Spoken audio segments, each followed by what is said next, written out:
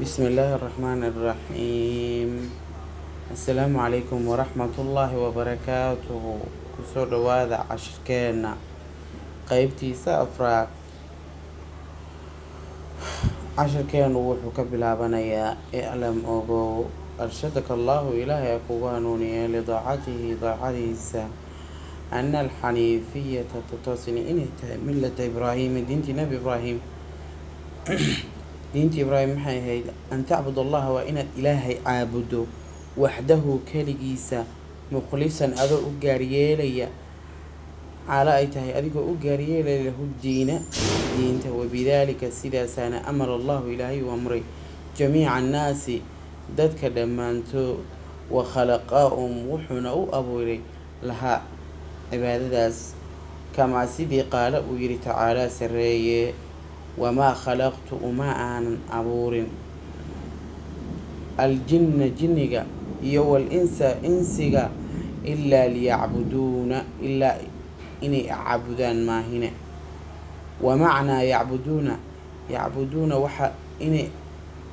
yacbuduuna waxaa loola jeedaa yuwaxiduuna inay keliyeeyaan wa acdamu shaygii maa amara allaahu wa acdamu wixii ugu weynaa ee maa amara allaahu ilaahay uu amro bihi isaga atawxiidu towxiidkii weeye.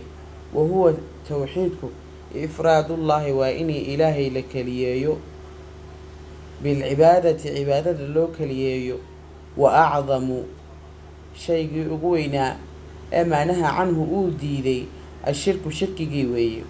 wa huwa shirkiguna dacwatun waa in nala baryo gayrihii cidan ilaaha ahayn macahu isaga la jirkiisa. waddaliilu qowluhu tacaalaa hadalka ilaahay baa u daliila wacbudu llaha ilaahay caabudina wacbudu llaha ilaahay caabuda walaa tushrikuu hana u shariig yeelina bihi isaga shay-an shaynaba.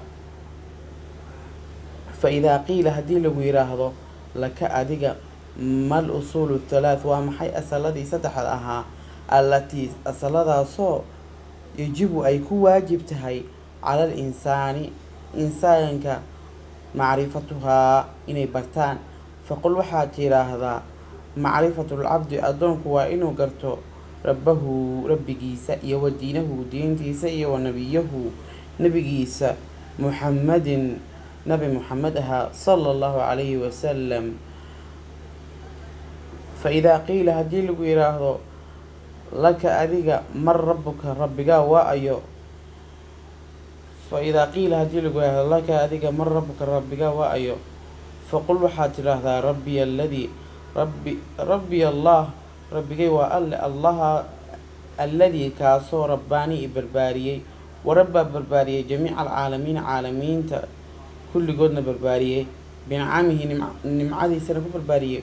wa huwa isagu macbuudii waa kan aan caabudo laysa lii iima sugnaanin macbuudun cid la caabudo oo siwaahu isaga ka soo hartay. intaasaan kusoo gabagabeyneynaa. wasalaamu calaykum waraxmatullaahi wabarakaatuhu. cashirka qeybtiisa dambena xaggan ayaynu soo dhigi doonaa in shaa allahu tacaala.